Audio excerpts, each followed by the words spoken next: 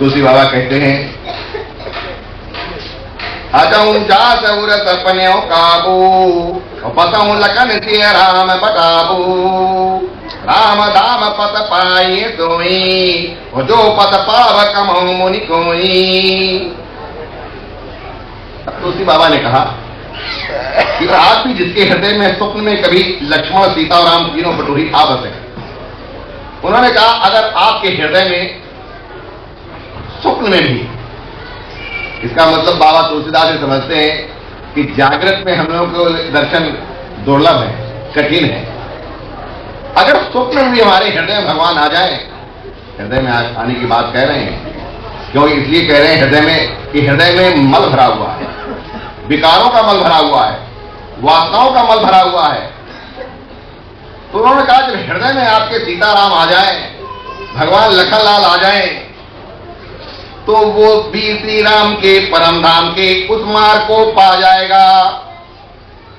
कहते हैं जिस वक्त हृदय में, बहुत लोग कहते हैं कि अपने सपने में हनुमान जी के दर्शन किए, बहुत लोगों को हनुमान जी के दर्शन होते हैं, भगवान राम के भी होते हैं, लखनलाल के भी होते हैं, माता जानकी के भी होते हैं, भगवान राधा माधव के होते हैं, भगवान शिव पार्वती के होते हैं, गणेश जी की भी होते हैं, दुर्गा माई की भी होते हैं, सब लोगों के तमाम दर्शन होते हैं। लेकिन तुलसी बाबा ने क्या वो जो दर्शन हुए आपके हृदय में आ गया है?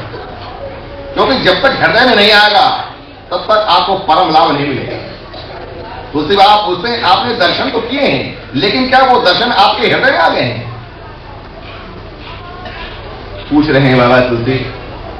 कहने लगे वो भी राम जी के परम धाम के उस मार्ग को पा जाएगा जिस मार्ग में कभी कोई बिरले ही मुनि पाते हैं। अब उन्होंने कहा यह मार्ग ऐसा है कि किसी किसी ऋषि मुनि को ऐसा मार्ग प्राप्त होता है जिसके हृदय में भगवान आ जाते हैं। कोई बिरला धरती में पैदा होता है जिसके हृदय में भगवान का वास है, भगवान आकर बस जाते हैं। बाकी तो सारा का सारा संसार कर्मकांड में लिप्त है। तुलसी बाबा कहते हैं तब रघुवीर श्रमित सिंह जानी, देख निकट बटुती तल पानी, पावती कंद मूल फल खाई, और प्रात नहाई चले रघुराई। श्री रामचंद्र जी सीता को थकी हुई जान करके संत ही एक बड़का वृक्ष और ठंडा पानी देकर कुछ दिन वहां ठहर गए। अब देखिए कहां हमको ठहरना चाहिए, जहां छाया हो और पानी हो। तुलसी बाबा ने कहा जल जहां होता है और जहां छाया होती है वहीं ठहरना चाहिए, चाहे वृक्ष की छाया हो। कंद मूल फल खाकर, अब भगवान राम को तपस्या करने की कोई आवश्यकता नहीं है, लेकिन वो तपस्या कैसे करनी चाहिए तो बताते हैं कंद मूल फल खाकर के। अगर हम उस ब्रह्म का दर्शन चाहते हैं तो हमको तपस्या करने की आवश्यकता है, तन की भी आवश्यकता है, मन की भी आवश्यकता है और वाणी की भी आवश्यकता है। तीनों तरह की तपस्या करने की आवश्यकता है। तुलसी बाबा ने कहा प्रातःकाल स्नान के रघुनाथ जी आगे चले। प्रातःकाल ब्रह्म मुहूर्त में स्नान करना चाहिए, कंद मूल फल खाकर के तपस्या करनी चाहिए। अगर कोई ईश्वर का दर्शन करना चाहता है, हलवा पूड़ी खाए को का भगवान ने मिले, हाँ चाहे जितनी तस्मई खा लो, तस्मई खीर गए थे। तो देखत बन सर सैल सुहाए, वाल्मीकि आश्रम प्रभु आए, राम जी के मुने भासु सुहावन, सुंदर गिरि कानन जल पावन। सुंदर वन तालाब पर्वत देखते हुए प्रभु रामचंद्र जी वाल्मीकि जी के आश्रम में आए। अब वन में आ गए भगवान, सुंदर वन तालाब पर्वतों को देखते हुए वाल्मीकि जी के आश्रम में।